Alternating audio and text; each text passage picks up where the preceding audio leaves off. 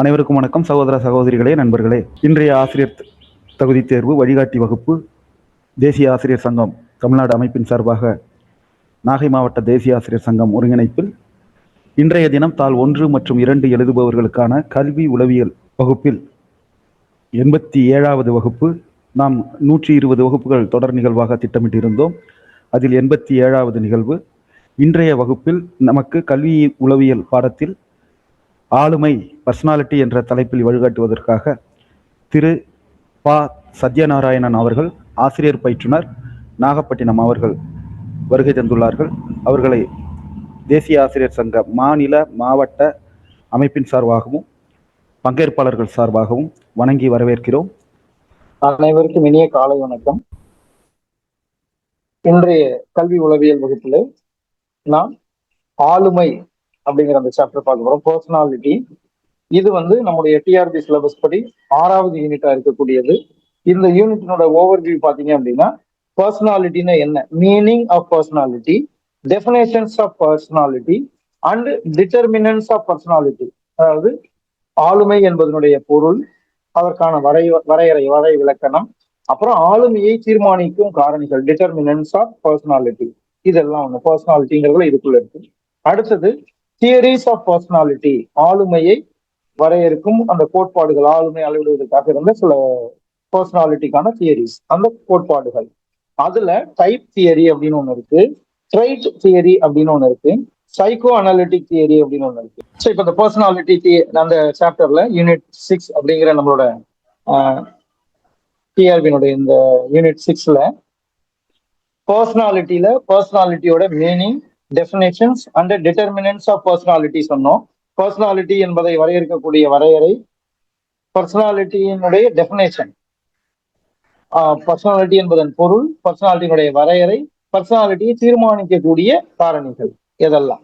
So இந்த 3 இருக்கிறது ஒரு பகுதி. அடுத்தது தியரிஸ் ஆஃப் பர்சனாலிட்டி, பர்சனாலிட்டியை வரையறுக்கக்கூடிய கோட்பாடுகள். அதுல 3 முக்கியமான தியரி இருக்கு. உனக்கு பேரு டைப் தியரி, இன்னொன்னு பேரு ட்ரைட் தியரி. இந்த ரெண்டும் கலந்த டைப் கம் ட்ரைட் தியரி அப்படின்னு ஒண்ணு இருக்கு. அது இல்லாம சைக்கோ அனாலிட்டிக் அப்படின்ற தியரி ஒண்ணு இருக்கு.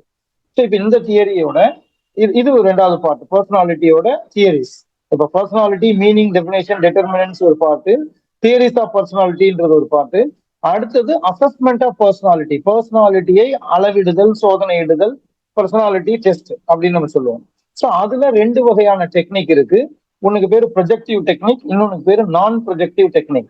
So assessment of personality are 2 techniques. அதுக்கு அடுத்தது அட்ஜஸ்ட்மெண்ட் மெக்கானிசம், பொருந்தி போவதற்கான சில பொருத்தப்பாடுகள், அட்ஜஸ்ட்மெண்ட் டெக்னிக்ஸ் அப்படின்றது இருக்கும். ஸோ இப்போ இந்த ஓவர்வியூக்குள்ளதான் நம்மளுடைய இந்த வகுப்பு இருக்க போகுது. இதுதான் நம்மளுடைய ஒரு மேஜரான வகுப்பு அப்படின்னு எடுத்துக்கோங்க. சைக்காலஜில மினிமம் ஒரு 3ல இருந்து 4, குறைந்தபட்சம் 4 வகுப்புன்னு வச்சுக்கோங்க. 4 வகுப்புகள்ல இந்த ஏரியாவை நம்ம கவர் பண்ண முடிஞ்சதுன்னா அது பெரிய விஷயம். சார் சொன்னது மாதிரி இதுல கண்டிப்பாக சில பகுதிகள் முன்னெடுக்க வைப்பதற்கு ரொம்ப ஈஸியா இருக்கக்கூடிய பகுதிகளா இருக்கிறதுன்னு பாத்தீங்கன்னா இந்த பகுதி. ஸோ அதனால இதுல ஈஸியா நம்ம மதிப்பெண்களை ஸ்கோர் பண்ண முடியும். அதுக்கு சில குறிப்புகளை நம்ம கரெக்டா எடுத்துக்கணும். இதுல நிறைய அந்த மாதிரி ஒன்வேர்டு, அந்த யார் எந்த தேரியை சொன்னா, இந்த மாதிரி எல்லாம் சில விஷயங்கள் இருக்கு இல்லையா. ஸோ அது மாதிரி நிறைய இதுக்குள்ள இருக்கு. அதனால இந்த ஒரு சாப்டர்ல நம்ம கூடுதல் கவனம் செலுத்தணும் அப்படிங்கிறது எங்களுடைய வேண்டுகோள் அப்படின்னு வச்சுக்கோங்க. அப்படி இருந்ததுன்னா இந்த சாப்டர்ல நம்மளால முடிந்த அளவுக்கு மதிப்பெண்களை பெற முடியும். அது மாதிரி குறிப்புகளோட தயாரா இருங்க. பர்சனாலிட்டி. இப்ப இந்த பர்சனாலிட்டினாலே நமக்கு என்ன தோணும் அப்படின்னா, ஃபர்ஸ்ட் விஷயம், நம்ம இந்த பர்சனாலிட்டி இப்ப எதுக்கு வரையறுக்கிறோம் அப்படின்னு பாத்தீங்கன்னா, ஒரு அப்பியரன்ஸ், அதை குறிப்பதற்காக இந்த பர்சனாலிட்டி அப்படிங்கிற வார்த்தையை நம்ம பயன்படுத்துறோம்.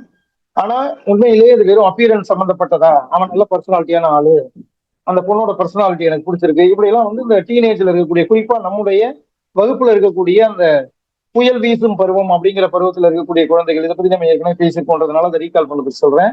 அந்த பருவத்தை நம்ம புயல் வீசும் பருவம் அப்படின்னு ஏற்கனவே சொல்லியிருக்கிறோம். ஸோ அந்த பருவத்தில் இருக்கக்கூடிய குழந்தைகள் பேசுறத நம்ம கேட்டிருக்கோம் இல்லையா. ஸோ இப்போ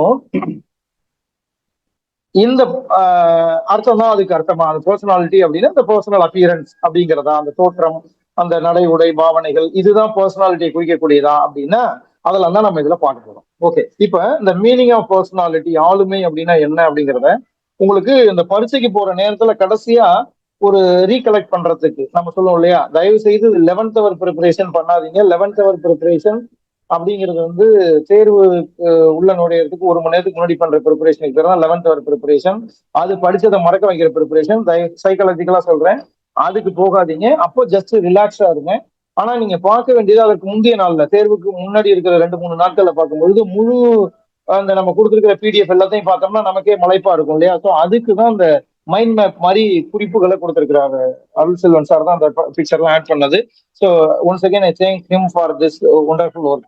இது வந்து நமக்கு அந்த நேரத்துல ரீகால் பண்றதுக்கு உதவும். இப்ப நம்ம இப்ப பார்த்தோம்னா அதுல என்ன இருக்குன்னு புரியாத மாதிரி இருக்கும், ஏன்னா அதுல ஒன் வேர்டு ஹிண்ட் மாதிரி இருக்கு.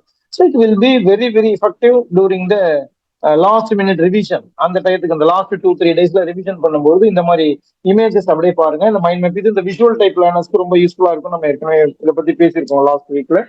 ஸோ அந்த படத்தை இப்ப நம்ம பார்க்க வேண்டாம், அது கீழே இருக்கிற கான்டென்ட்ல இருந்து போயிடுவோம். ஆளுமை அப்படிங்கிறதுனுடைய பொருள் இப்ப இந்த வேர்டு எப்படி வந்தது அப்படின்னு பார்த்தோம்னா, இந்த ஆளுமை அப்படிங்கிற வார்த்தைக்கு போசனா அப்படிங்கிற வார்த்தையில இருந்து இது வந்தது. இது லத்தீன் மொழியில இருக்கக்கூடிய போசனா அப்படிங்கிற அந்த வார்த்தை. ஸோ அதுக்கு என்ன பொருள், அந்த போசனா அப்படிங்கிற அந்த வேர்டுக்கு என்ன பொருள் அப்படின்னா, நாடகத்துல நடிக்கக்கூடிய நடிகர்கள். அந்த காலத்துல நாடகம் அப்படிங்கிறது வந்து நேர்ல போய் நம்ம வந்து தியேட்டர்ல நடக்கும், அதை போய் பார்த்துருக்கோம். நம்ம ஷேக்ஸ்பியர் நாடகம்லாம் பார்த்துருக்கோம் இல்லையா. ஸோ அப்ப அந்த காலத்துல தியேட்டர்னா எப்படி இருக்கும் அப்படிலாம் நம்ம சொல்லியிருக்கோம். தியேட்டர்னா நாடகம் நடிக்கக்கூடிய அந்த இடம், அந்த மேடை. ஸோ இப்ப அந்த தியேட்டர்ல நடிக்கக்கூடியவர்கள் அந்த என்ன பாத்திரமா நடிக்கிறாங்களோ அந்த பாத்திரத்துக்கு ஏற்ற முகமூடியை போட்டிருப்பார்களாம். அந்த முகமூடிக்கு பேர் தான் பர்சனா. இப்போ ஒருத்தர் வந்து அரசனா வேடமிட்டு இருக்காரு அப்படின்னா அவர் வந்து அந்த அரசனுக்குரிய முகமூடியை அந்த இடத்துல போட்டிருக்காரு. அப்போ அந்த அந்த முகமூடிக்கு பேர் பர்சனா. அப்புறமா அதே நடிகர் இன்னொரு நாடகத்துல ஒரு சாதாரண மனிதன் அல்லது ஒரு பிச்சைக்காரனா நடிக்கிறாருன்னு வச்சுக்கோங்க. சோ அப்ப அதற்குரிய அந்த முகமூடி அணியும் பொழுது அவர் அதை அடிக்கிறார். அப்போ மனிதனுடைய அந்த இயல்புக்கு பதிலா அவனுடைய அந்த முகமூடியை குறிப்பதாகத்தான் இந்த பர்சனா அப்படிங்கிற வார்த்தை இருக்கு. சோ அப்ப அதுல இருந்து வந்த சொல் தான் இந்த பர்சனாலிட்டி அப்படிங்கிறது. அப்போ இது வந்து ஒவ்வொருடைய அந்த முகமூடிய காட்டுது அப்படின்னு நம்ம எடுத்துக்கிட்டாலும் தப்பு இல்லை. ஏன்னா நிறைய பேர் அப்படிதான் நம்ம கிட்ட நடிக்கிறாங்க அப்படின்னு நீங்க ஃபீல் பண்ணாலும் அது ஓகே தான். ஆனா இந்த பர்சனாலிட்டி அப்படிங்கிற அந்த வார்த்தை அப்படி வந்தது. பர்சனா அப்படிங்கிற லத்தீன் மொழி சொல்.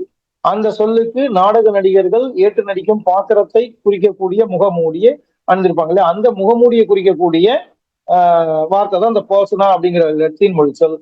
அதுல இருந்து பிறந்ததுதான் இப்ப நம்ம பயன்படுத்துகின்ற பர்சனாலிட்டி அப்படிங்கிற ஆளுமையை குறிக்கிற ஆங்கில வார்த்தை. ஸோ இப்ப இந்த ஆளுமை அப்படிங்கிற அந்த ஆங்கில வார்த்தைன்னா ஒரு காலத்துல எப்படி இருந்தது அப்படின்னா, ஒருவனுடைய பண்புகளை குறிக்கக்கூடிய வெளி தோற்றமாக இருந்தது. அவன் பாரு ராஜ நடையோட இருக்கான், ஒரு கம்பீரமா இருக்கான், அல்லது நம்ம ஏறு போல் நடை, நம்ம தமிழ் அப்படி சொல்லுவாங்க, அப்படி ஏறுது போல நடந்து வர்றான், ஏறு போல் நடை. இதெல்லாம் வந்து வெளி தோற்றத்துல அததான் ஒரு காலத்துல நம்ம பர்சனாலிட்டியா நம்ம எடுத்துக்கிட்டு இருந்தோம். இன்னைக்குமே நம்ம என்ன நினைக்கிறோம் அப்படின்னா, இந்த ஆளுமை அப்படிங்கிறது அந்த மாதிரியான பண்புகளை தான் குறிக்கிறது. அதாவது உடல் தோற்றம், உடல் கவர்ச்சி, இதைதான் இந்த ஆளுமை அப்படிங்கிற பண்பு குறிக்கிறது அப்படின்னு நம்ம நினைச்சிட்டு இருக்கோம்.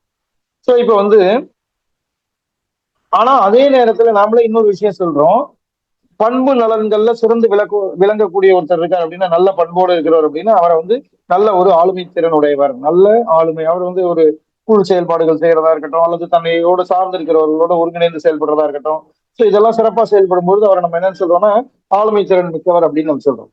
ஸோ அப்போ அந்த ஆளுமை அப்படிங்கிறது வந்து இப்படி பல பொருள்கள்ல நம்மளால வழங்கப்படுகிறது. இந்த பண்பு அல்லது திறமை, இதுல இருக்கக்கூடியவனா நம்ம பர்சனாலிட்டின்னு சொல்றோம். அதே மாதிரி வெளி தோற்றத்தின் அடிப்படையில அவனுடைய பர்சனாலிட்டி அப்படின்றது சொல்றோம். விதவிதமா நம்ம சொல்றோம். இப்போ இந்த ஆளுமையோட சிறப்பு என்ன அப்படின்னு பாத்தீங்கன்னா, ஒவ்வொரு இண்டிவிஜுவல்கிட்டையும், ஒவ்வொரு தனி மனிதன் கிட்டையும் இந்த ஆளுமை அப்படிங்கிறது இருக்கும். எல்லா நிலையிலும் இருக்கும். அதாவது அவன் சமூகத்துல எந்த நிலை, அதாவது சமூகத்துல உயர்வான பணக்காரனா இருக்கான், கோடீஸ்வரனா இருக்கான், அல்லது அடுத்த வேளை சாப்பாட்டுக்கே வழி இல்லாதவன் இருக்கான், அப்படிங்கிற எந்த பாகுபாடும் இல்லை. எல்லார்கிட்டையும் இந்த பர்சனாலிட்டி அப்படிங்கிற இந்த ஆளுமை அப்படிங்கிற பண்பு காணப்படுகிறது. அதுதான் இது பொதுவான கருத்துக்கள். இப்ப சைக்காலஜிக்கலா பர்சனாலிட்டினா என்ன அப்படின்னு பாத்தீங்கன்னா, உளவியலை பொறுத்தவரை ஒரு பயாலஜிக்கல் ஆர்கானிசம், அதாவது ஒரு உயிருள்ள உயிரியல் உயிரி, அதான் பயாலஜிக்கல் ஆர்கானிசம் அப்படின்னு நம்ம சொல்றோம்.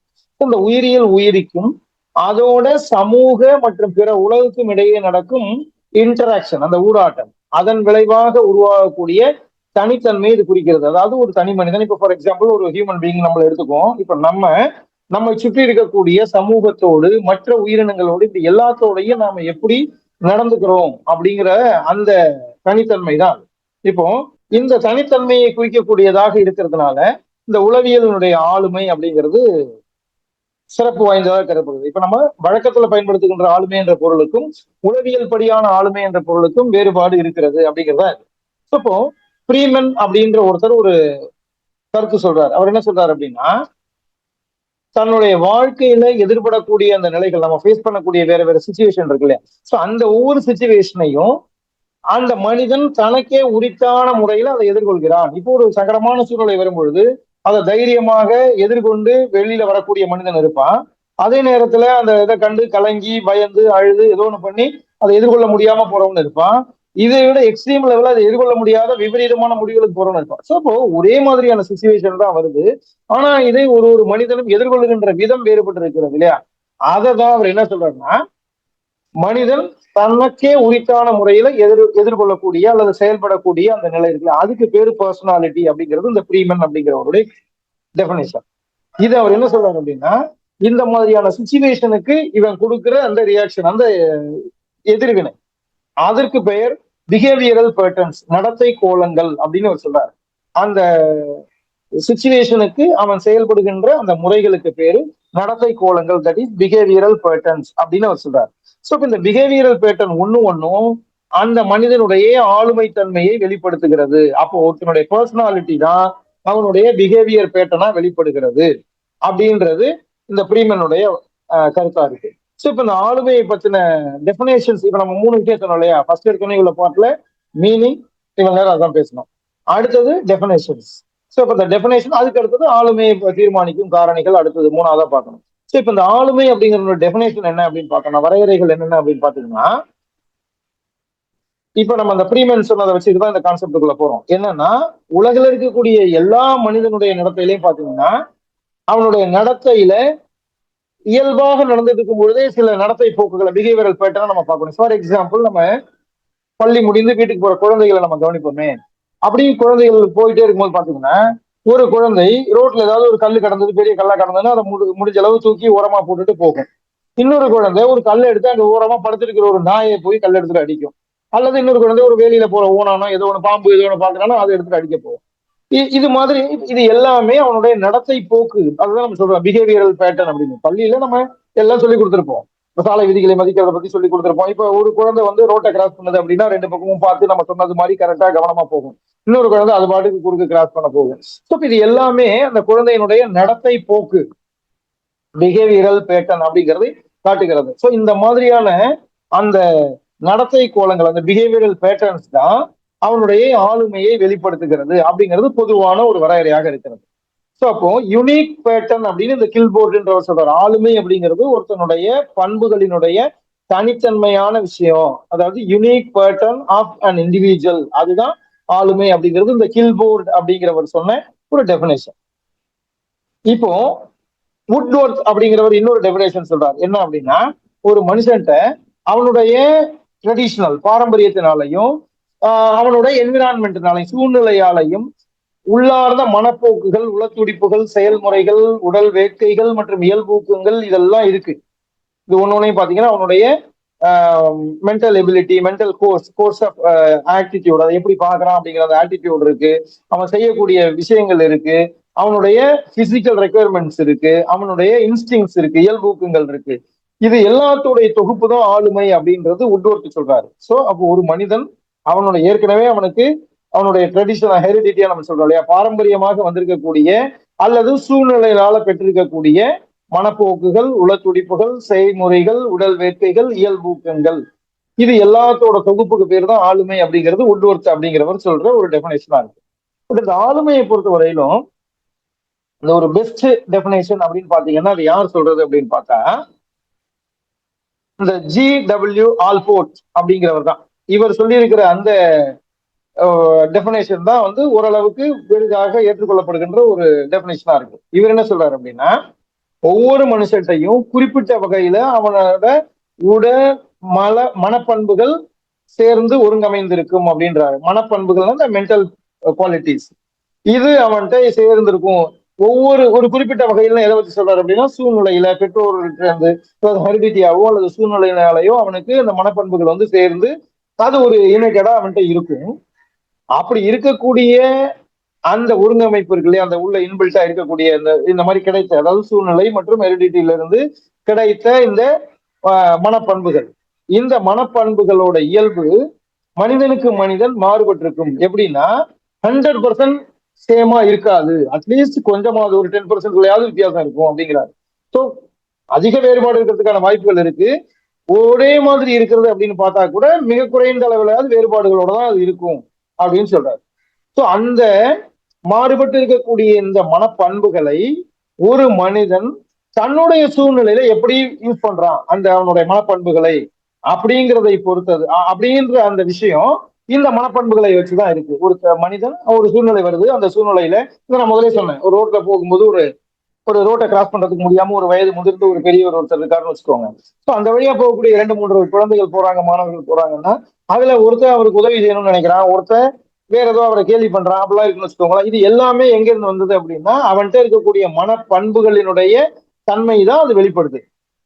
ஸோ அந்த தன்மையில தான் ஒருத்தன் உதவி செய்ய போறான், ஒருத்தன் அவரை கேள்வி பண்றான், ஒருத்தன் எதையும் கண்டுக்காம அவன் பாட்டுக்கு போறான் அப்படின்றது மாதிரி இருக்கு. அப்படின்னா it is because of their individual mental qualities, அந்த மனப்பண்புகள் அவன் வச்சிருக்கக்கூடிய அந்த விஷயங்கள். அதனாலதான் இந்த மாதிரி ஒரு வேறுபட்ட நடத்தை வெளிப்படுகிறது, பிஹேவியரல் பேட்டர்னாக வெளிப்படுகிறது அப்படிங்கிறது தான் இந்த ஆல்போர்ட் அப்படிங்கிறவர் சொல்லி இருக்கக்கூடிய ஆளுமை பற்றி, ஒருவனுடைய ஆளுமையை குறிப்பிடுகிறது அப்படிங்கிறது இந்த ஜிடபிள்யூ ஆல்போர்ட்டினுடைய முக்கியமான டெபினேஷன். அதை விளக்கக்கூடிய ஒரு கருத்தாக நம்ம இதை பார்க்கிறோம். இதுக்கு அடுத்தது இந்த இப்ப நம்ம பார்த்தது டெபினேஷன்ஸ். இந்த டெபினேஷனோட அடுத்த பார்ட் என்ன அப்படின்னு பாத்தீங்கன்னா, டெபினேஷனோட சேர்ந்ததுதான் அது கேரக்டரிஸ்டிக்ஸ் ஆஃப் பர்சனாலிட்டி, ஆளுமையினுடைய சிறப்பு இயல்புகள் அப்படிங்கிறது. ஒரே ஒரு நிமிஷம். இப்போ ஆளுமையினுடைய சிறப்பு இயல்புகள் அப்படிங்கிறது அடுத்த பகுதி. இதுல கொடுத்திருக்கிற அந்த மைண்ட் மேப்பை நம்ம அப்புறமா பார்க்கலாம். அதனுடைய டீடைல்டு டிஸ்கிரிப்ஷன் தான் கீழே இருக்கிறது, அதை பார்த்துக்கோங்க. ஆளுமையின் சிறப்பு இயல்புகள், கேரக்டரிஸ்டிக்ஸ் ஆஃப் பர்சனாலிட்டி அப்படின்னு நம்ம கொடுத்துருக்கோம். இப்ப இந்த ஆளுமை அப்படின்றதனுடைய பண்புகள்லாம் என்னென்ன இருக்கு அப்படின்றத நம்ம தெரிஞ்சுக்கோம்னா, ஃபர்ஸ்ட் இந்த ஆளுமை அப்படிங்கிறத செல்ஃப் கான்சியஸ்னஸ் இருக்கக்கூடிய உயிரினங்களுக்கு மட்டும்தான் பயன்படுத்தணும் அப்படின்றாங்க. செல்ஃப் கான்சியஸ்னஸ் அப்படின்னா தன்னுணர்வு. இப்ப மனிதன் ஒரு தன்னுணர்வு உள்ள ஒரு சோசியல் அனிமல். அப்போ மனிதனுக்கு இந்த ஆளுமைங்கிற வார்த்தையை நம்ம பயன்படுத்துறோம். ஸோ அப்ப இது அந்த மற்றவர்களுக்கு பயன்படுத்தக்கூடாது. செல்ஃப் கான்சியஸ்னஸ் இல்லாத உயிரினங்களுக்கு இந்த ஆளுமை அப்படிங்கிற வார்த்தையை நம்ம பயன்படுத்தக்கூடாது. ஸோ இது ஃபர்ஸ்ட் விஷயம் அந்த ஆளுமை. இப்போ இந்த ஆளுமை அப்படிங்கிறது சமூக சூழ்நிலையினாலே உருவாக்கப்படுகிறது. ஏன்னா ஒரு தனி மனிதன் சமூகத்துல எப்படி நடந்துக்கிறான், சமூகத்துல உள்ள மற்றவங்க அவனுடைய நடத்தையை பத்தி என்ன நினைக்கிறாங்க அப்படிங்கிற அந்த ரெண்டுக்கும் நடுவுல இவனுடைய நடத்தை, இதை பற்றிய மற்றவங்களுடைய பார்வை, இந்த ரெண்டினுடைய எண்ணம் தான் ஒருவனுடைய ஆளுமையாக அமைகிறது. இவனுடைய நடத்தையும் இந்த நடத்தை பற்றிய பிறருடைய விமர்சனங்களும் சேர்ந்ததுதான்.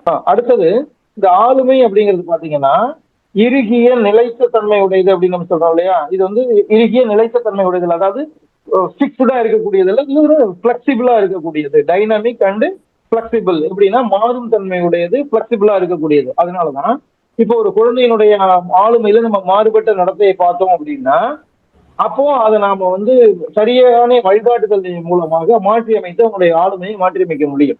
ஸோ அதனாலதான் அதை நம்ம டைனமிக் அண்ட் பிளெக்சிபிள் அப்படின்னு சொல்றோம். டைனமிக்கா அதாவது தொடர்ந்து மாறிக்கொண்டே இருக்கக்கூடியது, அதே நேரத்துல பிளெக்சிபிளாகவும் இருக்கக்கூடியது, சூழ்நிலைக்கு தகுந்த மாதிரி மாற்றி அமைக்கக்கூடியதா இருக்கிறது தான் இந்த ஆளுமையினுடைய சிறப்பு இயல்பு. So it is dynamic and flexible. இது ஒரு விஷயம். அடுத்தது இந்த ஆளுமை அப்படிங்கிறது யூனிக், தனித்தன்மை வாய்ந்தது. மற்றவைகளோடு கம்பேர் பண்ணும்பொழுது இந்த ஆளுமை, அதுதான் நம்ம முன்னாடியே சொன்னோம், அந்த ஒரு வரையறையிலே சொல்லிட்டாங்க, குறைந்தபட்ச அளவிலையாவது வேறுபாடுகள் இருக்கும். ஒரே மாதிரி பர்சனாலிட்டி அப்படின்னு நம்ம நினைச்சா கூட இந்த 2 நபர்களுக்கு இடையே கிட்டத்தட்ட எல்லா பர்சனாலிட்டி ஒன்னா இருக்குன்னு பார்த்தா கூட மினிமமான வேறுபாடு இருக்கும் அப்படின்றார். ஸோ அப்போ தனித்தன்மை, அதாவது யூனிக்னஸ் ஆஃப் த இண்டிவிஜுவல். அப்போ ஆளுமையில அந்த தனித்தன்மை அப்படிங்கிற ஒரு விஷயம் இருக்கு. அடுத்தது இந்த ஆளுமை மரபு நிலை மற்றும் சூழ்நிலை ரெண்டினுடைய விலை பயன். அது ரெண்டு, அதாவது நம்ம சைக்காலஜில மெயினா சொல்லக்கூடிய 2 விஷயங்கள், அந்த heredity and environmental factors. So இந்த ரெண்டினுடைய விலை பயனாக, ரெண்டிலிருந்து கிடைக்கக்கூடிய அவுட்கமா தான் ஆளுமை அப்படிங்கிறது இருக்கும். இப்போ ஆளுமை நடத்தைக்கு ஒருமைப்பாட்டையும் முரண்பாடு இன்மையையும் தருகிறது அப்படின்னு சொல்லியிருக்கோம் இல்லையா. இப்ப என்னன்னா இன்டெகிரலா இருக்கு. அவனுடைய நடத்தை அவனுடைய ஆளுமை சார்ந்ததா இருக்கிறது. அதான் நம்ம முன்னாடி சொன்னோம். ஒருத்தனுடைய நடத்தை அவனுடைய ஆளுமை சார்ந்ததாக இருக்கிறது.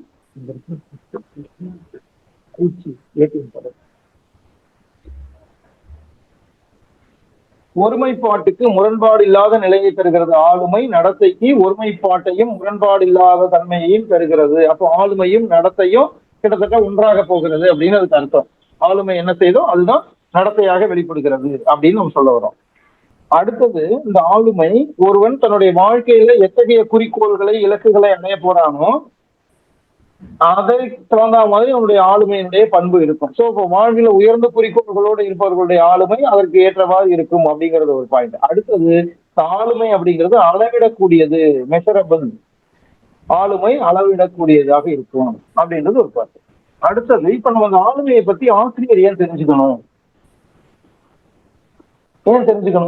அப்படின்னா, மாணவர்களுடைய கற்றல் சாதனை, அந்த கற்றல் சாதனை போன்றவற்றில மாணவர்களுடைய ஆளுமை பங்கு முக்கியத்துவம் பெறுகிறது. ஆளுமை பண்புல சிறப்பாக இருக்கக்கூடிய மாணவன்கிட்ட கற்றலும் அதே மாதிரி இருக்கும். அவனுடைய சாதனை, கல்வியில அவனுடைய சாதனைகளும் சிறப்பாக இருக்கும்னா, அப்போ அந்த ஆளுமை பண்புல மாற்றம் இருந்ததுன்னா அது இதை பாதிக்கும். அப்படிங்கிறதுனால மாணவர்களிடத்துல இருக்கக்கூடிய ஆளுமையை பற்றிய அறிவை ஆசிரியர் பெற்றிருப்பது ஆசிரியருக்கு முக்கியமானதாக இருக்கிறது. சில நேரங்கள்ல மாணவர்கள்ட்ட ஆளுமை பிறழ்வு இருக்கும், டிஸ்டர்ப்டு பர்சனாலிட்டி அப்படின்னு நம்ம சொல்லுவோம். பர்சனாலிட்டி டிஸ்டர்பன்ஸ், அவனுடைய ஆளுமையில பிறழ்வு இருக்கும். நெறி பிழர் நடத்தைக்கு போறதுக்கான வாய்ப்பு, போறான்னு அர்த்தம் இல்ல, பட் போறதுக்கான வாய்ப்பை அதுதான் தொடங்கி வைக்கும். ஸோ அப்போ அந்த நெறி பிழர் நடத்தைக்கு போகாம இருக்கணும்னா தொடக்கத்திலேயே ஆளுமை பிறழ்வை கண்டறிந்து அதை மாணாக்கர்களிடத்திலிருந்து அகற்றுவதற்கான முயற்சிகளையும் ஆசிரியர் எடுக்கணும். ஸோ அப்ப அப்படின்னா ஆளுமையை பற்றின இந்த அறிவு ஆசிரியருக்கு தேவைப்படுகிறது. அது மட்டும் இல்லாம ஆசிரியர் தன்னை பற்றி, தன்னோடு கூட பணிபுரியக்கூடிய உடன் பணிபுரியும் ஆசிரியர்களை பற்றி, தன்னுடைய மாணவர்களை பற்றி எல்லாம் பல்வேறு முடிவுகளை நம்ம மேற்கொள்ள வேண்டியிருக்கு. ஸோ அப்போ அவர்களுக்கு இந்த ஆளுமையை பற்றிய அறிவு இது எல்லாம், ஏன்னா நம்ம எல்லாமே we are dealing with persons.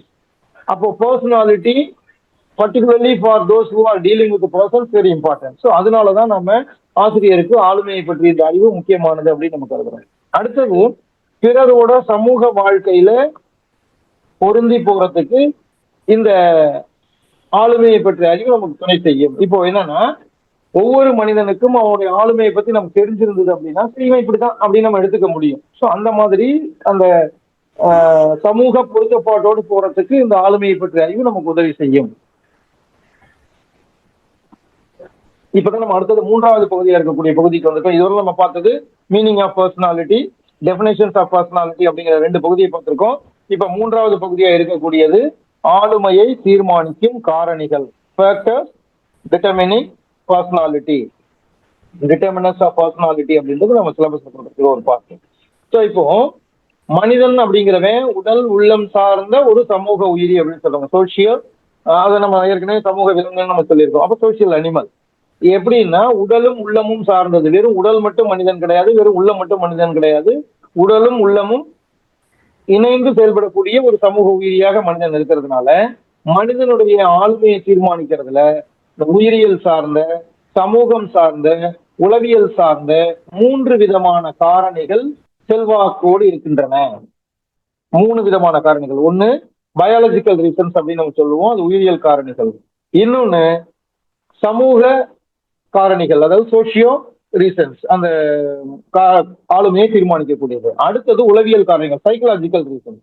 இப்ப இந்த 3 ஃபேக்டர்ஸ் இருக்கு. ஒன்னு பயாலஜிக்கல் ஃபேக்டர், இன்னொன்னு சோசியல் ஃபேக்டர், இன்னொன்னு சைக்கலாஜிக்கல் ஃபேக்டர். இது என்னென்ன அப்படிங்கிறத நம்ம பார்க்க போறோம். இப்ப இந்த இடத்துல ஒரு கருத்து என்னன்னா, இந்த ஆளுமையை பற்றிய, ஆளுமையை அளவிடுவதை பற்றிய, ஆளுமையை டெபினேஷன் சொல்றதை பற்றிய கருத்துக்கள்ல உளவியல் அறிஞர்களுக்குள்ள நிறைய வேறுபாடுகள் இருந்தாலும் இந்த 3 விதமான காரணிகள் ஆளுமையை தீர்மானிக்கின்றன அப்படிங்கிறத கிட்டத்தட்ட எல்லா உளவியல் அறிஞர்களும் ஏற்றுக்கிறார்கள். சமூக உளவியல், உயிரியல், சமூக உளவியல் அப்படிங்கிற 3 விதமான, பயாலஜிக்கல், சோசியல், சைக்கலாஜிக்கல் அப்படிங்கிற 3 விதமான காரணிகள் ஆளுமையை தீர்மானிக்கின்றன அப்படிங்கிறதுல எல்லா உளவியல் அறிஞர்களையும் ஒருமித்த கருத்து நிலவுகிறது. ஸோ இப்ப இந்த ஆளுமையை தீர்மானிக்கிற காரணிகளை பத்தின என்னென்ன அப்படிங்கிறத ஒரு அப்ஸ்ட்ராக்ட் ஹிண்ட் அங்க நம்ம கொடுத்துருக்கோம், அந்த இமேஜ்ல இருக்கு. இப்போ அதுல ஃபர்ஸ்ட் எடுத்தோன்னே நம்ம என்ன சொன்னோம் அப்படின்னா, பயாலஜிக்கல் ரீசன் அப்படின்னு சொன்னோம். உயிரியல் காரணிகள் அப்படிங்கிறத பாத்தீங்கன்னா பிசிக்கல், அடுத்தது எண்டோக்ரைன் கிளான்ஸ் அண்ட் நரம்பு மண்டல நர்வஸ் சிஸ்டம் அப்படிங்கிற உயிரியல் காரணிகளுக்குள்ளார உடல் சார்ந்த பண்புகள் இருக்கு.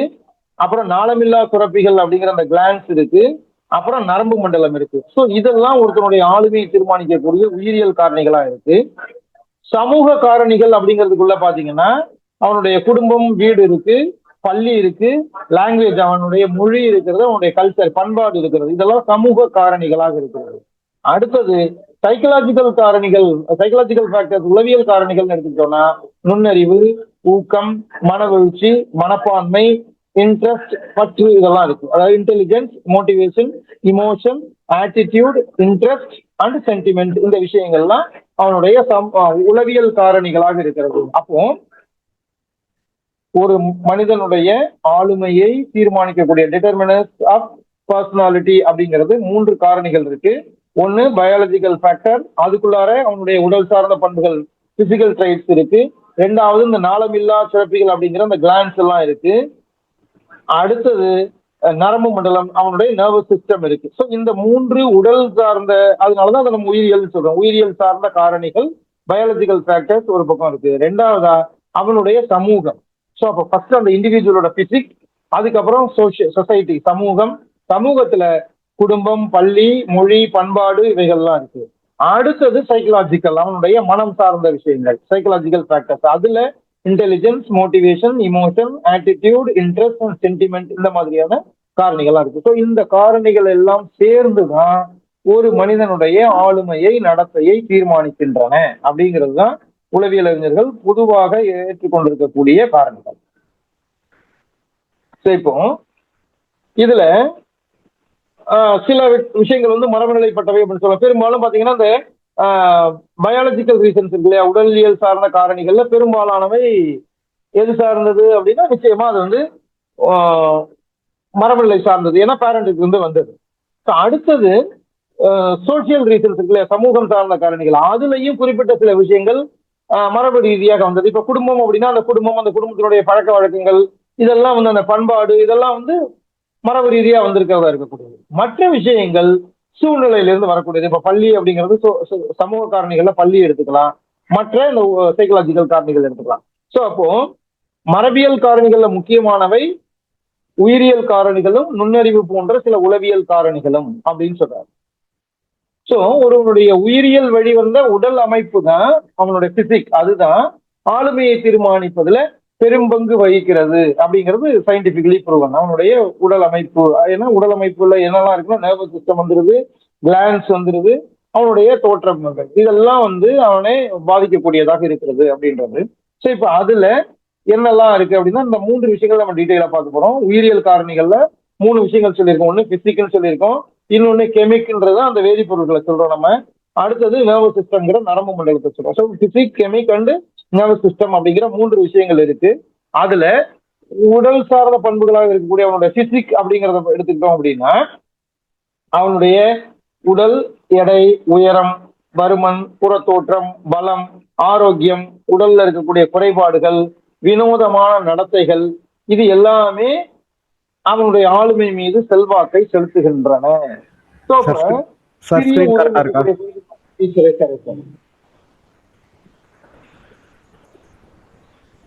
சிறிய உருவம் உள்ள குழந்தைகள், அதே மாதிரி உடல் திறன்ல ஏதாவது குறைபாடு இருக்கக்கூடிய குழந்தைகள், நம்ம பிசிக்கல் இம்பேர்மெண்ட் இருக்கக்கூடிய குழந்தைகள் சொல்லுவோம். மாற்றுத்திறனாளிகளாக இருக்கக்கூடிய குழந்தைகளா இருந்ததுன்னா இப்ப அந்த குழந்தைகள்கிட்ட ஒரு விதமான தாழ்வு மனப்பான்மை வராம இருக்கணும், வந்துடும். அப்படி வர இருந்ததுன்னா அதை தவிர்க்க வேண்டிய பணி நம்முடையது. அதே மாதிரி மனவெழுச்சி சமநிலையும் அவர்களிடத்துல சமமாக இருக்காது. மனவெழுச்சி சமநிலையும் நம்ம எதிர்பார்க்கக்கூடிய விதத்துல இல்லாம இருக்கலாம். அவர்களுக்கு அதை பத்தின எண்ணம் இருக்கும், ஒரு தாழ்வு மனப்பான்மை இருக்கும். ஸோ இதெல்லாம் தாண்டி அவர்களால் வர முடியும் அப்படிங்கிற எண்ணத்தை கொடுக்கிற பணியை பெற்றோர்களும் ஆசிரியர்களும் செய்யணும். ஸோ அப்போ இயல்பா அவங்களுடைய பர்சனாலிட்டியில இது ஒரு தாக்கத்தை ஏற்படுத்தும். அடுத்தது இப்ப நம்மளா சொல்றோம் குண்டா இருக்கிறவங்க சோம்பலா இருப்பாங்க, ஒல்லியா இருக்கிறவங்க சுறுசுறுப்பாக இருப்பாங்கன்னு. ஆனா அது மாற்றியும் இருக்கலாம். இது நம்ம சமூகத்துல பெரும்பாலும் நம்ம நம்புற ஒரு விஷயமா நம்ம வச்சிருக்கோம். ஸோ இப்போ இன்னொரு பிரச்சனை நம்ம கிட்ட என்ன இருக்கு அப்படின்னு பாத்தீங்கன்னா, அழகா இருக்கிற குழந்தைகள் அல்லது பொருட்கள் இது மேல நமக்கு வந்து விருப்பமும், அழகில்லாம இருக்கிறது அப்படின்ற கருத்தின் அடிப்படையில ஒதுக்கப்படுதலுங்கிறது சமூகத்துல தொடர்ந்து இருக்கக்கூடிய விஷயங்கள். ஸோ இப்ப இது குழந்தையினுடைய தற்கருத்தை செல்ஃப் கான்செப்ட், அதுல சார் செல் கான்செப்ட் இருக்கு, அதை கொஞ்சம் மாத்தணும் சார், திரும்ப போடுறதுக்கு முன்னாடி சரி பண்ணிடுங்க அருள் செல்வம் சார். தற்கருத்து செல்ஃப் கான்செப்ட் இருக்கணும். ஸ்கிரீன் அட்ஜஸ்ட் பண்ணிக்கங்க. அந்த செல்ஃப் கான்செப்ட்ங்கிறது செல் கான்செப்ட் இருக்கு, அதை கொஞ்சம் நம்ம அவங்களுக்கு குரூப்ல போடுறது மாதிரி எடிட் பண்ணிடுங்க சார். சரி, ஓகே சார். இந்த மாதிரி நம்ம அந்த குழந்தைகள்கிட்ட அந்த பாகுபாடு காட்டுறதுனால, அதாவது அழகா இருக்கிற குழந்தை எல்லாம் பிடிக்கும், அழகில்லாத குழந்தை அல்லது அழகா இருக்கிற பொருட்கள் அழகில்லாத, இப்பெல்லாம் நம்ம பாகுபாடு காட்டுறதுனால குழந்தை பருவத்திலிருந்தே அந்த அந்த உயிரினத்துக்கிட்ட அந்த குழந்தைகிட்ட அவனுடைய செல்ஃப் கான்செப்ட் அப்படிங்கிற தற்கருத்து பாதிக்கப்படுகிறது. ஸோ இப்ப இந்த தற்கருத்து பாதிப்பு ஆளுமை வளர்ச்சியிலும் பாதிப்பை ஏற்படுத்தும். அப்ப அவனுக்கு என்ன தோணும் அப்படின்னா, நம்ம எதுக்கும் லாய்க்கு இல்லை, நம்ம எதையும் செய்வதற்கு இல்லை அப்படின்னு முடங்கி முடங்கி ஒதுங்கி போகக்கூடிய ஒரு நிலையை அந்த குழந்தை உருவாக்கிக்கும். ஸோ அப்ப அந்த தற்கருத்தை பாதிக்கக்கூடியதாக இருக்கக்கூடியது அதை பிசிக் அப்படின்னு நம்ம சொன்னோம். இப்ப ரெண்டாவதா பார்க்க போறது நாளமில்லா சுழற்சிகள் அப்படிங்கிற உடலுக்குள்ள சுரக்கக்கூடிய கெமிக்கல்ஸ். ஸோ அது சார்ந்ததான், அதுதான் நம்ம நாளமில்லா சுரப்பிகள் அப்படின்னு நம்ம சொல்றோம். டக்லஸ் கிளான்ஸ், அந்த கிளான்ஸ் என்னென்ன கிளாண்ட் இருக்கு அப்படிங்கிறத நம்ம ஃபைனலா பாக்குறதுக்கான ஒரு குறிப்பாக இந்த இமேஜ் மைண்ட் மேப் இருக்கு. ஸோ இப்போ இதுல நம்ம பிட்யூட்ரி சுரப்பி அப்படின்றது ஒன்று இருக்கு, தைராய்டு சுரப்பி அப்படின்னு ஒரு சுரப்பி இருக்கு, அப்புறம் பாராதைராய்டு ஒரு கிளாண்ட் இருக்கு, அப்புறம் அட்ரினல் இருக்கு, அப்புறம் பாலின சுரப்பிகள் இருக்கு. ஸோ இப்போ இந்த சுரப்பிகள் சுரக்கக்கூடிய அளவுல கரெக்டா சுரந்தது அப்படின்னா பிரச்சனை இல்லை. ஸோ இப்போ இந்த சுரப்பிகளுடைய அளவுல மாறுபாடு ஏற்படுத்தும் பொழுது அது நடத்தை மாற்றத்தை ஏற்படுத்துகிறது. இப்ப இந்த நாளமில்லா சுரப்பிகள் அப்படின்னு நம்ம இதுதான் சொல்றோம். ஸோ இப்போ இந்த டக்லஸ் கிளாண்ட் அப்படிங்கிற அந்த நாளமில்லா சுரப்பிகள்ல இருந்து வெளிப்படக்கூடிய அந்த ரசாயன வேதிப்பொருட்கள், அதான் கெமிக்கல், நம்ம அதனாலதான் சொன்னோம். ஸோ அந்த வேதிப்பொருட்கள் தட் மீன்ஸ் ஹார்மோன்ஸ், அந்த ஹார்மோன்ஸ் ரத்தத்துல கலந்து ஒருவருடைய நடத்தையில மாறுபாடுகளை ஏற்படுத்தக்கூடியது. அப்ப நடத்தைக்கு பொறுப்பானதாக இந்த ஹார்மோன்ஸ் இருக்கு. இப்ப இந்த ஹார்மோன்ஸை பத்தி நம்ம டீட்டெயிலா பாக்குறோம். இப்ப தைராய்டு அப்படிங்கிற ஒரு சுரப்பி இருக்கு. அந்த தைராய்டு சுரப்பி மனிதனுடைய உடல்ல குரல் விலைக்கு அருகே இருக்கு. இந்த தைராய்டு அப்படிங்கிற இந்த சுரப்பி வந்து தைராக்சின் அப்படிங்கிற ஒரு ஹார்மோனை சுரக்கிறது. இந்த தைராக்சின் அப்படிங்கிற அந்த ஹார்மோன் தான் உடலோட வளர்ச்சி வீதத்தையும் அளவையும் கட்டுப்படுத்துகிறது. அப்போ இந்த தைராக்சினோட அளவு குறைஞ்சதுன்னா அந்த தைராய்டு அளவை உயர்த்துவதற்காக தைராய்டு மாத்திரை போடுவாங்க. ஸோ அது ஒரு வகையான தைராய்டு அளவு குறைவாக சுரக்கக்கூடியது அப்படிங்கிறது ஹைப்போ தைராய்டு. ஸோ இப்போ இந்த தைராய்டு இருந்ததுன்னா அப்ப என்ன ஆகும்னா லேசினஸ் தரும், சுறுசுறுப்பு குறைவா இருக்கும், உடல் வளர்ச்சியும் குறைவா இருக்கும், உயரக்குறைவு இதெல்லாம் இருக்கும். இதுக்கு ஆப்போசிட் அந்த தைராய்டு அளவுக்கு அதிகமா சுரக்கிறது. ஸோ அப்போ அப்படி போனது அப்படின்னா ரெஸ்ட்லெஸ்ஸா இருப்பாங்க, எல்லா நேரமும் அவங்க வந்து ஒரு மாதிரி ரெஸ்ட்லெஸ்ஸாவே ஃபீல் பண்ணுவாங்க. அதுக்கப்புறம் எரிச்சலா ஏதாவது ஒன்று சொன்னா கூட எரிச்சல் அடைவாங்க, ஈஸியா எரிச்சல் ஐரேஷன் ஆகிட்டே இருப்பாங்க அவங்க. ஸோ அடுத்தது அவங்களுக்கு மன அமைதி குறையும், உடல் எடையும் குறையும். ஸோ இது எல்லாமே ஆப்போசிட். அங்க ரெஸ்ட்லெஸ்ஸா இருக்கிறதுக்கு பதிலாக லேசினஸா இருப்பாங்க, அதே மாதிரி எரிச்சல் அடைகிறதுக்கு பதிலாக அங்க சுறுசுறுப்பு இல்லாத மாதிரி இருப்பாங்க, மன அமைதி அங்க அப்படியே இருக்கிற தெரியாம அமைதியா அப்படியே இருப்பாங்க, தூங்குறது மாதிரி அந்த மாதிரி இருப்பாங்க. இங்க மன அமைதி குறைவா இருக்கும். இன்னொன்னு அங்க உடல் எடை அதிகமா இருக்கும், இங்க உடல் எடை குறைவா இருக்கும். ஸோ இது எல்லாமே இந்த தைராய்டோட அளவுல கூடுதல் அல்லது குறைவினால ஏற்படக்கூடிய பாதிப்பு. இதுவும் அப்ப அவங்களுடைய ஆளுமையை பாதிக்கிறது. ஸோ இப்ப இந்த தைராய்டோட அளவு கூடுதலாவோ குறைவாவோ இருந்து அவர்களுடைய அளவை நம்ம அவர்களுடைய செயல்பாட்டை பாதிக்கும் பொழுது அது அவர்களுடைய பர்சனாலிட்டியை பாதிக்கிறது ஒரு பாட்டு. அடுத்தது இன்னொரு தைராய்டு நம்ம சொன்னோம், பாராதைராய்டு அப்படிங்கிற அந்த தைராய்டு. இது உடலுக்கு தேவையான அந்த கால்சியம் சத்தை உருவாக்கி தருது, சுண்ணாம்பு சத்து அப்படின்னு சொல்லுவாங்க. ஸோ அப்ப சுண்ணாம்பு சத்தை தரக்கூடியது அந்த பாராதைராய்டு அப்படிங்கிற அந்த கிளாண்டு. ஸோ இப்ப இது குறைவாக இருந்தது அப்படின்னா அப்ப என்ன ஆகும் அப்படின்னா சுண்ணாம்பு சத்து அந்த கால்சியம் சத்து குறைவா இருக்கும் பொழுது செயல் வேகம் அதிகரிக்கும், அதிக அளவுல செயல் இருக்கும். அதே அதிகமா இருந்தது அப்படின்னா அமைதியானவன் ஆயிடுவான். அதே மாதிரி உடல் வந்து உளைச்சலோட இருப்பானு, இவனுக்கு வந்து செயல்ல மெதுவா செயல்படுவான். சுரப்பி அதிகமா இருந்ததுன்னா மெதுவா செயல்படுவான். ஸோ அது அதிகமாக இது குறையும் அப்படி வச்சுக்கோங்க. அதே மாதிரி அந்த தைராய்டு கிளாண்ட் வந்து அதிகமாக சுரக்கும் பொழுது சோர்வு, ஆர்வமின்மை இதெல்லாம் இருக்கும். இதுக்கு ஆப்போசிட் குறைந்து இருக்கும் பொழுது சோர்வு எல்லாம் இருக்காது, ஆனா தசை நடுக்கம், அந்த நரம்பு தளர்ச்சி மாதிரி சொல்லுவோம்ல, நரம்பு திருக்கம், முறுக்கிறது. ஸோ அந்த மாதிரியான பிரச்சனைகளை அந்த பாராதைராய்டு கிளாண்ட் குறைவாக சுரக்கும் போது ஏற்படுத்துகிறது. அப்போ ரெண்டு சுரப்பியுமே அதனுடைய அளவுல சரியான அளவுல இருந்தது அப்படின்னா பிரச்சனை வராது. ஸோ அதே மாதிரி அட்ரினல் அப்படிங்கிற சுரப்பிகள், இது சிறுநீரகங்களுக்கு மேல அமைந்திருக்கக்கூடிய சுரப்பிகள் நமக்கு தெரியும்.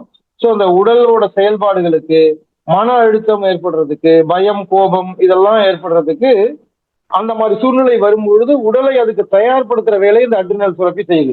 இப்ப அட்ரினல் கிளாண்டோட வேலை இந்த மாதிரியான சூழ்நிலைகள் வரும் பொழுது, மன அழுத்தம் ஏற்படும் பொழுது, பயம் அல்லது கோபம் ஏற்படும் பொழுது, அந்த மாதிரியான சூழ்நிலைகளுக்கு மனதை உடலை தயார்படுத்துற பணியை இந்த அட்ரினல் செய்கிறது.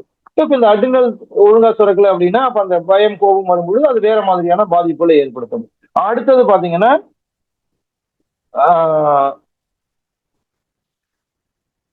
பாலின சுரப்பிகள். ஸோ இது அவங்களுடைய பாலுணர்வு, அது சார்ந்த தன்னம்பிக்கை, தசை வளர்ச்சி, இது எல்லாத்தையும்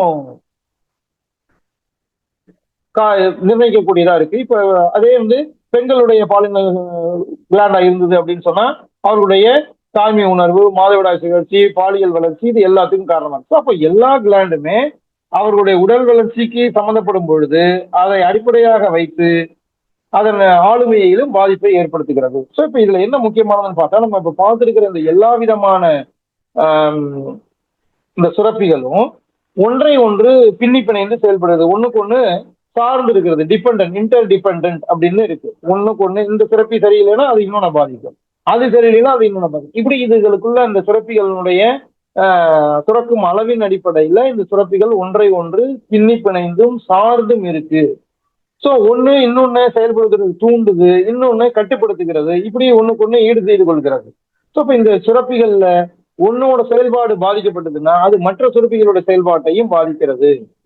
ஏன்னா இந்த சுரப்பிகள் எல்லாமே சுரக்கக்கூடிய அந்த ஹார்மோன்கள், அந்தந்த ஹார்மோன்கள் ரத்தத்தின் மூலம் உடலோட பல பகுதிகளுக்கு கொண்டு செல்லப்பட்டு அந்த உயிரினத்தினுடைய உடல் வளர்ச்சி, ஆளுமை வளர்ச்சி எல்லாத்தையும் அது கட்டுப்படுத்தக்கூடியதாக இருக்கிறது. அதனால இந்த நாளமில்லா சுரப்பிகள் நம்முடைய உடல் வளர்ச்சிக்கும், உள்ள வளர்ச்சிக்கும், மனவெழுச்சியினுடைய வளர்ச்சி, இமோஷனல் டெவலப்மெண்ட் அப்படின்னு சொல்லுவோம், அந்த மனவெழுச்சியினுடைய வளர்ச்சிக்கும் இந்த நாளமில்லா சுரப்பிகள் முக்கியமான பங்கு வகிக்கின்றன. ஒரு முக்கியமான பங்கு வகிக்கிறது அப்படிங்கறத நம்ம இதுல இருந்து நோட் பண்ணிக்கலாம். ஸோ இது அந்த பிசிக் அப்படிங்கிற கான்செப்டுக்குள்ள இருக்கக்கூடிய இரண்டாவது பகுதி இப்ப நம்ம பார்த்தது.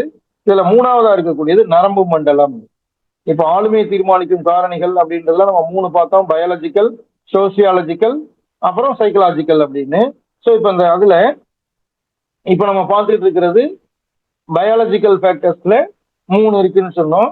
அதுல ஒண்ணு அவனுடைய பிசிக், இன்னொன்னு அவனுடைய கெமிக், மூணாவதா இருக்கக்கூடியது அவனுடைய நர்வஸ் சிஸ்டம் அப்படிங்கிற நரம்பு. பிசிக் அப்படிங்கிறதுல அவனுடைய உடல் அமைப்பு பத்தி பார்த்தோம். கெமிக் அப்படிங்கிறதுல தான் அந்த நாளமில்லா சுரப்பிகளுடைய வகைகள், அது என்னென்னலாம் பண்ணுதுன்றதை பார்த்தோம். இப்போ அதுல இருக்கிற மூன்றாவது பகுதி, அதாவது பயாலஜிக்கல் ஃபேக்டர்ல மூணாவது ஃபேக்டர் அப்படிங்கிறது நரம்பு மண்டலம் அப்படிங்கிற நர்வஸ் சிஸ்டம். ஸோ இப்போ இதையும் நம்ம அந்த படம் பார்த்துக்கலாம். ஸோ இப்போ இதுல புலன் உறுப்புகள் அப்படின்னு நம்ம சொல்றோம். அந்த புலன் உறுப்புகளை தான் நம்ம அறிவின் வாயில்கள் அப்படின்னு சொல்றோம். ஏன்னா நமக்கு வந்து இந்த சென்ஸ் ஆர்கன் தான் அறிவுக்கான கதவா இருக்கு, வாயிலாக இருக்கிறது. அதன் வழியாகத்தான் நம்ம அறிவை பெறுகிறோம். கண், காது, மூக்கு, நாக்கு, செவி, அப்படி சாரி, கண், காது, மூக்கு, வாய், மெய் அப்படிங்கிற அந்த 5 புலன்கள். இந்த புலன்களின் வழியாக நாம அறிவை பெறுகிறோம். அதனால இது டோஸ் ஆஃப் நாலேஜ் அப்படின்னு நம்ம சொல்றோம். ஸோ இப்போ இந்த புலன்களின் மூலமாக நாம பெறக்கூடிய ஆர்கன்ஸ், இந்த சென்சரி ஆர்கன்ஸை பத்தி நம்ம ஏற்கனவே புலன் காட்சியில நம்ம பார்த்தோம். புலன் காட்சி, பெர்செப்ஷன் அப்படின்னா என்ன, புலன் அறிவு, புலன் காட்சி, இதெல்லாம் பத்தி நம்ம முந்தைய வகுப்புல பார்த்திருக்கோம். ஸோ அந்த புலன்கள் தான் இங்கேயும். ஸோ இந்த புலன்களை கட்டுப்படுத்தக்கூடியதாக இருப்பது நரம்பு மண்டலம். ஸோ அப்ப எந்த ஒரு செயலையும் செய்யக்கூடியதாக, செய்ய வைக்கக்கூடியதாக இந்த நரம்பு மண்டலம் இருக்கு. ஸோ அப்ப இந்த நரம்பு மண்டலத்துல அதிகப்படியான அழுத்தம், சோர்வு, தூக்கமின்மை இதெல்லாம் இருந்தது அப்படின்னா அது நரம்பு மண்டலத்தினுடைய செயல்திறனை பாதிக்கிறது. நம்ம அதிகப்படியான ப்ரெஷர், அதான் நம்ம பிளட் ப்ரெஷர் சொல்றோம், பிபி, அந்த ப்ரெஷரோ அல்லது சோர்வோ அல்லது தூக்கமின்மையோ இந்த மாதிரியான பிரச்சனைகள் ஏற்பட்டதுன்னா இது நரம்பு மண்டலத்தினுடைய செயல்திறனை பாதித்து சோர்வை உண்டாக்குகிறது. அதன் மூலமா நரம்பு மண்டலம் முறையாக செயல்படாமல் போகிறது. ஸோ அப்ப அந்த நேரத்தில் அவனுடைய ஆளுமை ஒரு மாதிரி பாதிக்கப்பட்டதாக இருக்கும்.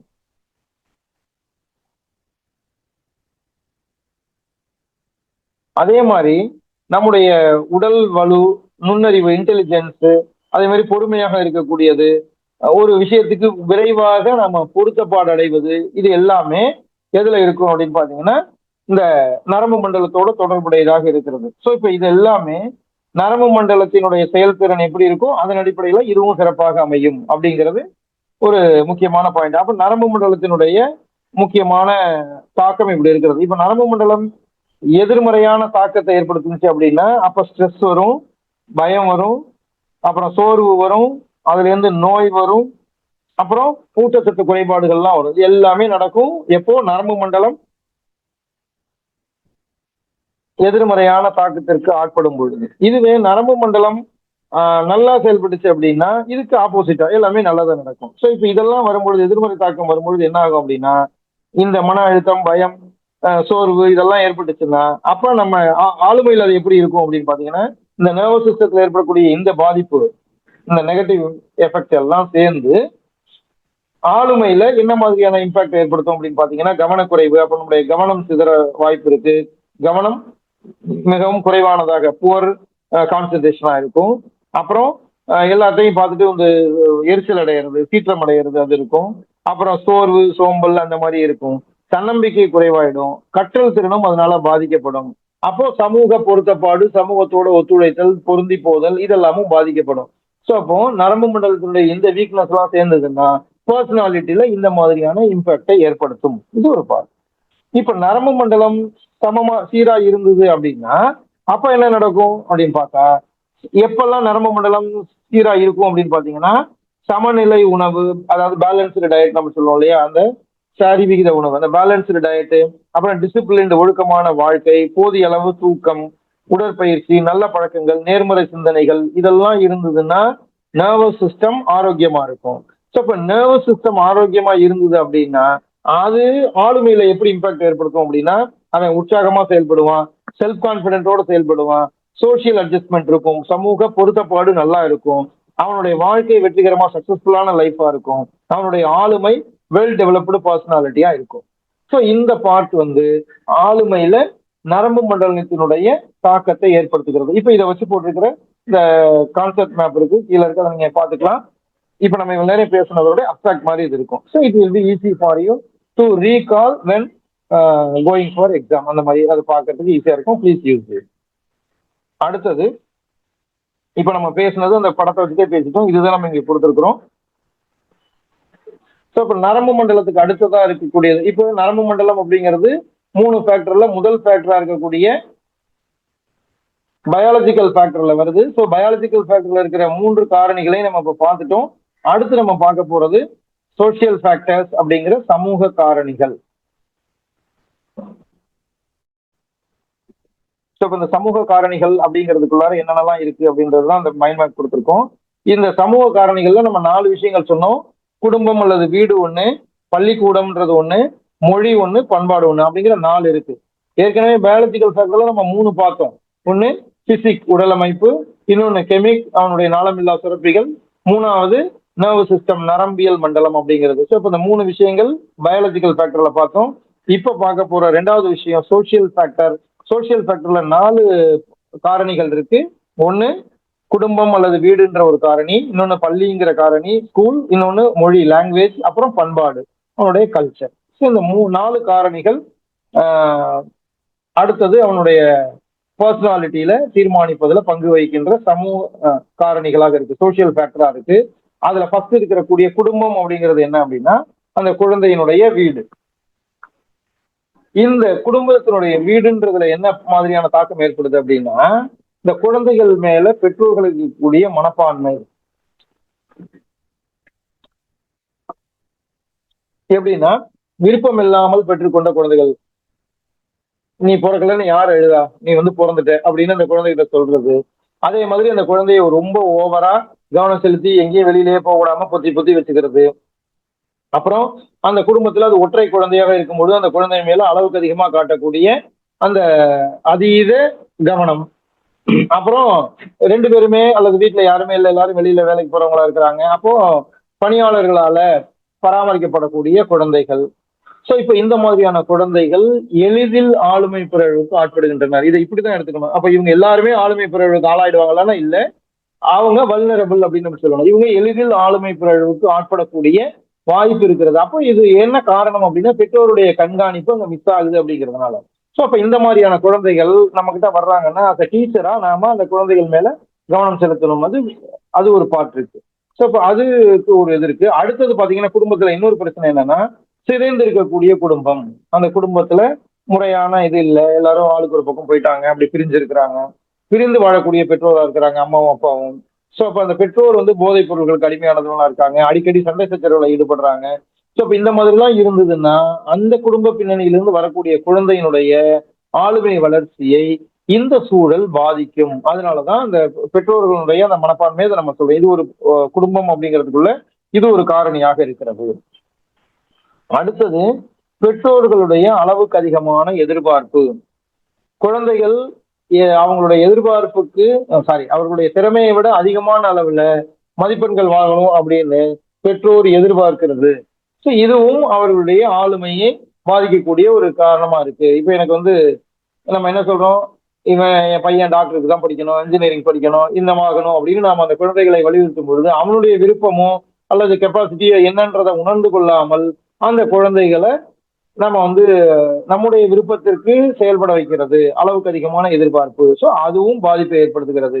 இந்த இடத்துல அந்த ஆளுமையை சரி பண்ணணும்னா அந்த குழந்தைகளுடைய விருப்பம் என்னவா இருக்கோ அந்த விருப்பத்தின்படி அவர்களுக்கு வாய்ப்பு கொடுத்தோம்னா அவர்கள் அதுல வெற்றியை தருவார்கள் அப்படிங்கிறத பெற்றோர் புரிஞ்சுக்கணும்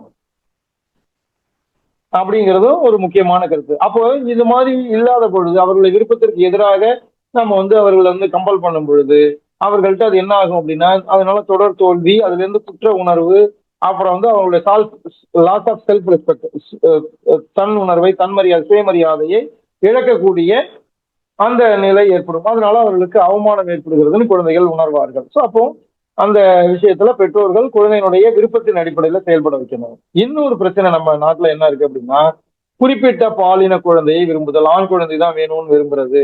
அதனால ஆண் குழந்தைகளுக்கு அளவுக்கு அதிகமா கவனம் கூடுதலா கொடுக்கறது.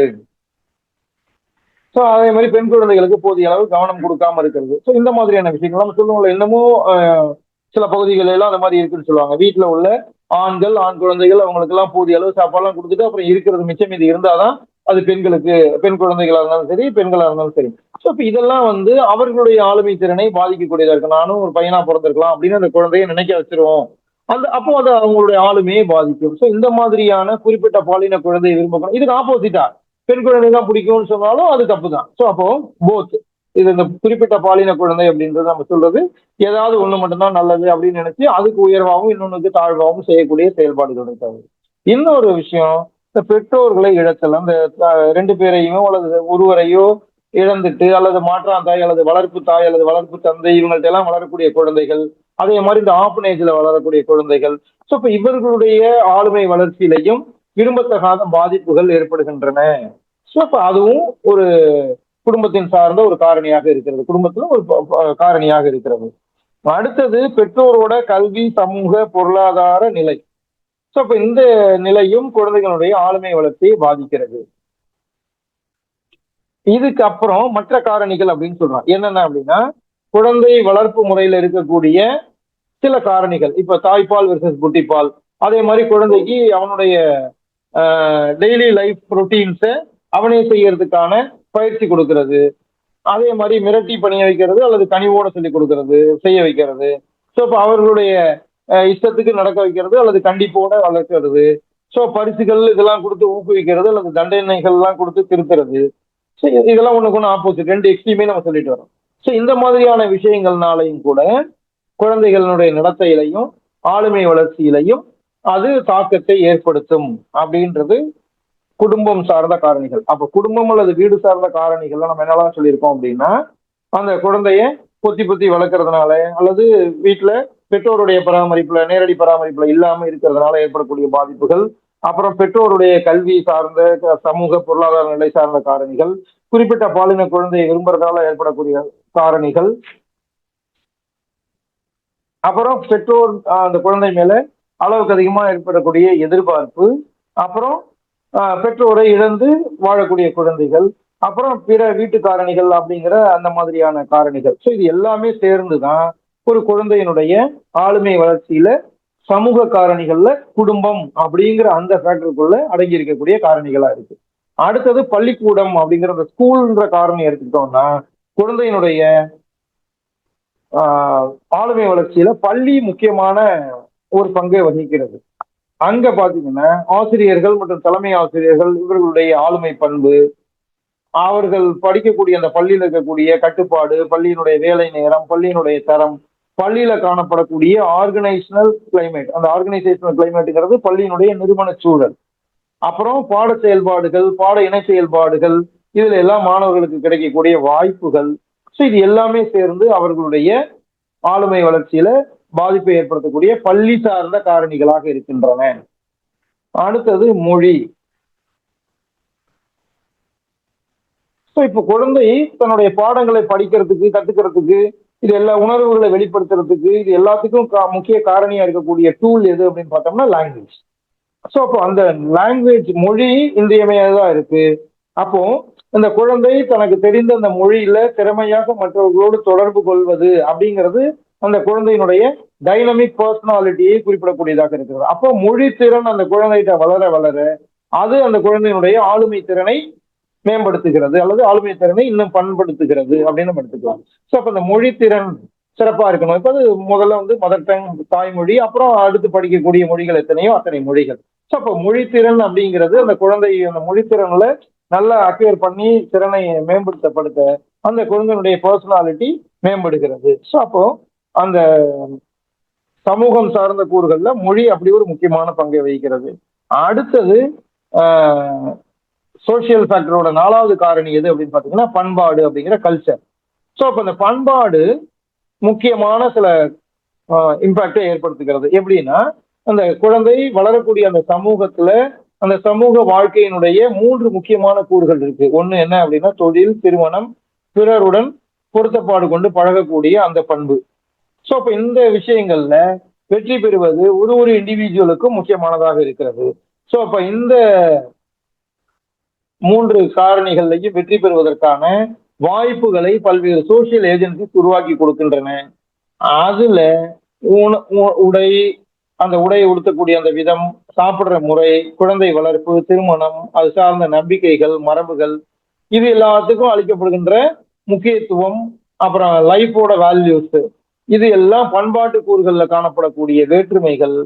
இந்த வேற்றுமைகளால பல்வேறு பண்பாட்டு சூழல்ல வளரக்கூடிய குழந்தைகளுடைய ஆளுமை வளர்ச்சியில இது பிரதிபலிக்கிறது. ஸோ அந்த குழந்தை எந்த பண்பாட்டு சூழல்ல வளர்ந்திருக்கிறது அப்படிங்கிறத வச்சு அந்த குழந்தையினுடைய ஆளுமையில அந்த தாக்கத்தை அது ஏற்படுத்துகிறது.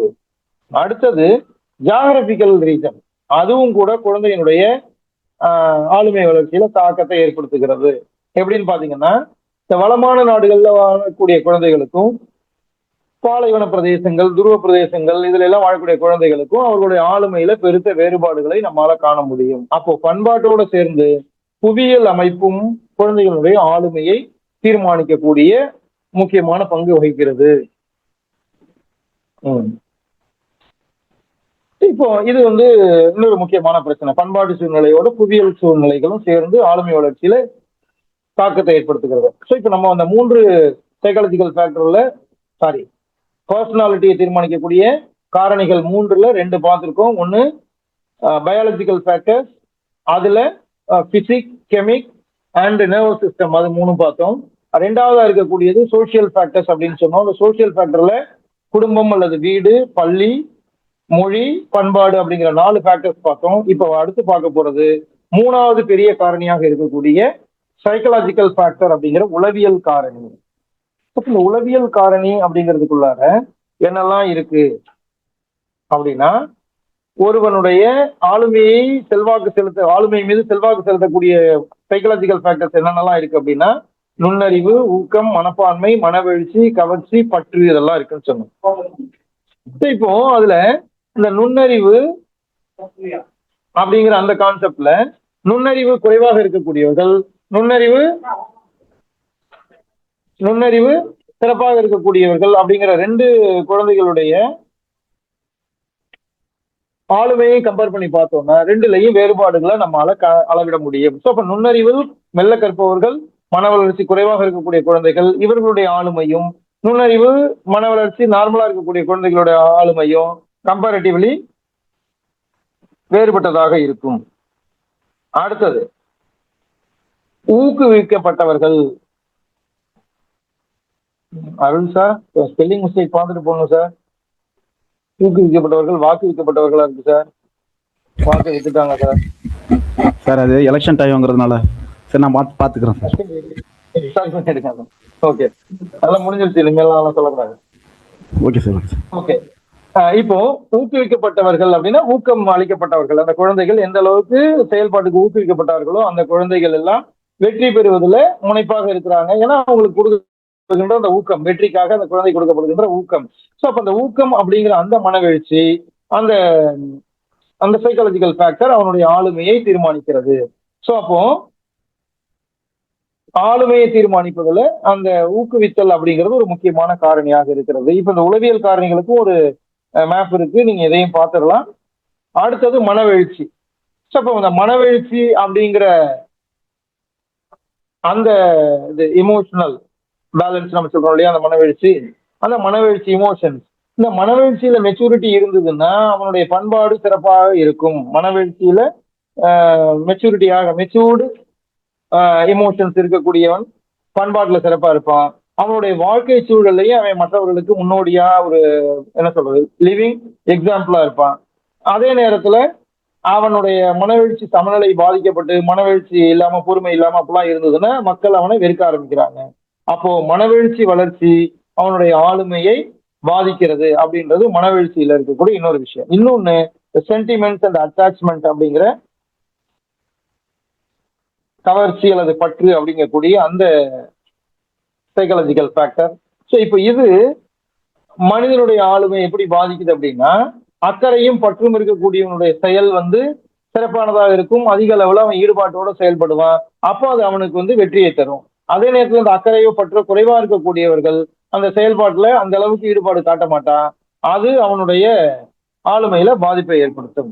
ஸோ இப்போ இந்த மாதிரி இதுல இருக்கக்கூடிய அந்த காரணிகள் இருக்கு இல்லையா, ஸோ இந்த காரணிகள் சைக்கலாஜிக்கல் ஃபேக்டர்ஸ் அப்படின்னு நம்ம சொல்லக்கூடிய காரணிகள், இது ஒரு மனிதனுடைய ஆளுமை வளர்ச்சியிலே பாதிப்பை ஏற்படுத்துகிறது. இப்ப இதுலயும் நம்ம ஒரு 4 விஷயங்களை சொல்லியிருக்கோம். என்னன்னா நுண்ணறிவு சொல்லியிருக்கோம், அப்புறம் மோட்டிவேஷன் சொல்லியிருக்கோம், அப்புறம் எமோஷன் சொல்லியிருக்கோம், அப்புறம் சென்டிமெண்ட் ஆர் அட்டாச்மெண்ட் சொல்லியிருக்கோம். ஸோ இப்ப இதெல்லாமும் அந்த மாணவனுடைய அந்த குழந்தையினுடைய மனவெழுச்சியை பாதிக்கக்கூடிய உளவியல் காரணிகளாக இருக்கின்றன, சைக்காலஜிக்கல் ஃபேக்டரா இருக்கு. ஸோ அப்போ ஒரு மனிதனுடைய நடத்தை ஆளுமையை தீர்மானிப்பதில் 3 காரணிகள் முக்கியமானதாக இருக்கு. ஒன்னு பயாலஜிக்கல் ஃபேக்டர், இன்னொன்னு சோசியாலஜிக்கல் ஃபேக்டர், இன்னொன்னு சைக்கலாஜிக்கல் ஃபேக்டர். அப்போ உடல் சார்ந்த பண்புகள் என்னென்ன, சமூகம் சார்ந்த பண்புகள் என்னென்ன, மனோரீதியான மனவெழுச்சி சார்ந்த பண்புகள் என்னென்ன அப்படின்ற 3 காரணிகள் சேர்ந்து ஒரு மனிதனுடைய ஆளுமையை தீர்மானிக்கின்றன. ஸோ இப்ப நம்ம பார்த்திருக்கிறது இந்த 4 பார்ட் இருக்குன்னு சொன்னேன். இந்த யூனிட்ல இருக்கிற 4 பார்ட்ல ஃபர்ஸ்ட் பார்ட்டா இருக்கக்கூடிய personality's meaning, definition and determinants of personality அப்படிங்கிற அந்த பார்ட்டை நம்ம இப்ப முடிச்சிருக்கோம். ஆளுமையினுடைய பொருள், ஆளுமையை பற்றிய வரையறைகள், ஆளுமையை தீர்மானிக்கும் காரணிகள் அப்படிங்கிற 3 விஷயங்கள் நம்ம முடிச்சிருக்கிறோம். இதெல்லாம் சேர்ந்ததுதான் ஒரு பார்ட்டு. இதுக்கு அடுத்த வகுப்புல நம்ம எங்க போனோம் அப்படின்னா, ஆளுமையை தீர்மானிக்கும் அல்லது ஆளுமையை விவரிக்கும் கொள்கைகள், தியரிஸ் ஆஃப் பர்சனாலிட்டி, என்னென்ன கொள்கைகள் ஆளுமையை